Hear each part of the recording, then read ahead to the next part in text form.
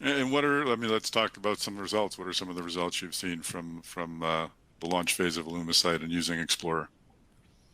Yeah, so as I said before, definitely a cost savings all around, from reduced T&E from the field going all over the place. A lot of times last minute because we're called in for a procedure, and a lot of times we don't get a ton of heads up notice, and so that's been a big opportunity.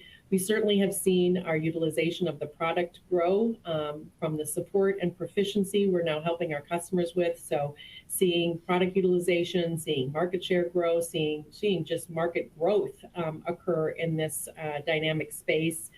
And I think what we could say too is a sales cycle, when we're using it in that way, that's definitely been shortened because we're not having to fly people here, there, and time. We're seeing a lot of times, we've had a couple situations where we've had customers hang up the phone from the remote observation and walk to administration and say, hey, we need to get a PO for this product. I'm sold. The KOL did a great job walking me through the procedure, and I feel comfortable and I'm ready to move forward. So there's been a lot of benefit we have certainly seen from using the technology. So we investigated, I think, like 10 different platforms. And what it all came down to was portability, user experience, and then the procedural playbook for us. So we loved the fact that with Explorer, we actually owned the system, we owned the kits, and we weren't relying on a hospital to purchase some big piece of video equipment or install something for us. We could literally ship these Pelican cases from site to site and around the globe, which we do.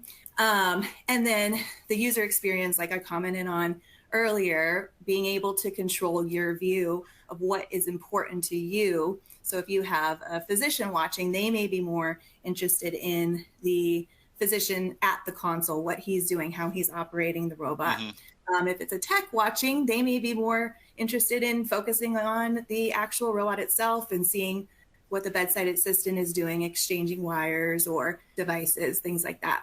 So that's really, really nice. And then the procedural playbook, again, being able to customize everyone's role and making sure that everything is individualized based on what their workflow is going to look like. The commercialization lifecycle, I think this is a universal challenge, whether it's Medtronic or it's Siemens or it's somebody else. It just takes a long time to bring something to market, to get the right level of adoption, to get KOLs bought in, to understand procedural best practices, and ultimately get that from a concept into patients and improving patient lives.